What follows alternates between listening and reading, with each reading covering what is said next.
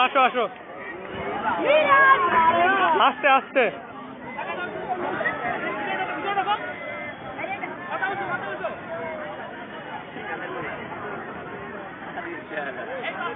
একটু আসছে, আস্তে আস্তে।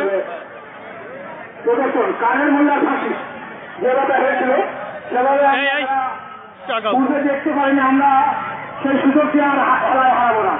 আমরা সরাসরি দেখবো কাদের মোল্লার ফাঁসি। এই জল্লাদ কোথা থেকে এসেছে জানি না, সত্যিকারের আসলে সেই কাদের মোল্লারই জল্লাদ মনে হচ্ছে। আস্তে একটু চলো চলো। হ্যাঁ, গুড। জল্লাদ দুটি আসলে এবং দেখার মতো। কাদের মোল্লার ফাঁসি। আমরা কেউ ভিতরে প্রবেশ করবো না, স্ব জায়গা থেকে দেখব। শহীদ জননী জাহানারা ইমামের দাবি ছিল এই বাংলার মাটিতে যুদ্ধ অপরাধীদের বিচার।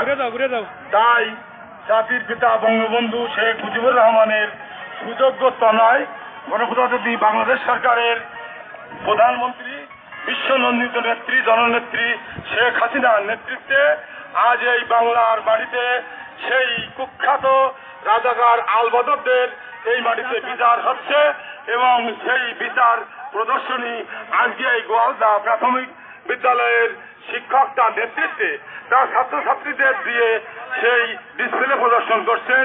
এটা আমরা জাতি এই রাজাকারদের বিচার না করতে পারে জাতি ছিল ঋণী। আজকে এই জাতি সেই দায়মুক্ত হয়েছে। সেই প্রদর্শনী আপনারা এখন দেখছেন এই মহান বিজয় দিবসের প্রাককালে। জয় বাংলা।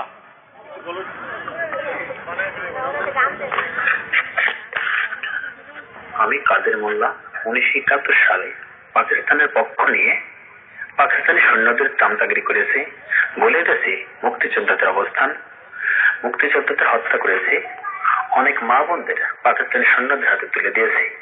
আমি নিজেও অনেক মেয়েদের নির্যাতন করেছি, এমনকি অনেক ঘর বাড়ি পুড়িয়ে ছারখার করেছি। তাই আমি দেশদ্রোহী, আমি রাজাকার। আমার অপরাধের কোনো ক্ষমা হয় না। আমার অপরাধ সত্যি সত্যি ফাঁসির যোগ্য।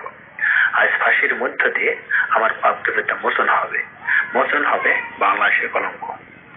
জয় বাংলা, জয় বঙ্গবন্ধু, বাংলাদেশ চিরজীবী হোক।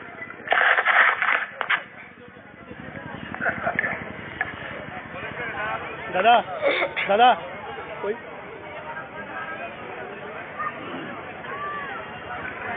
অর্থ নয়, কৃত্তি নয়, সচ্ছলতা নয়, নয় কোনো জাগতিক মোহ, বরং জীবনানন্দের ভাষায় বলতে হয় তাদের মাথার ভেতরে কোনো বোধ কাজ করেছিল।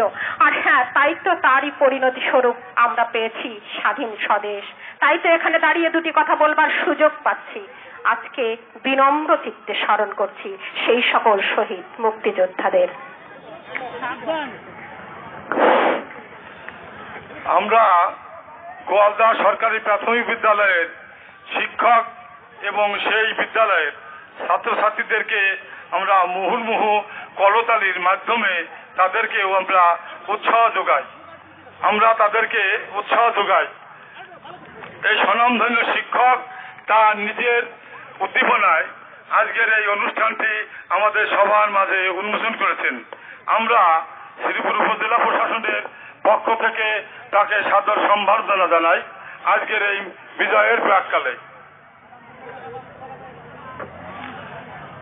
আপনারা দেখছেন 1971 সালে সেই বর্বরিত কাদের মোল্লা রাজাকারের যে করুণ কাহিনী, তা আপনারা সচক্ষে এখানে দেখতে পাচ্ছেন। জি,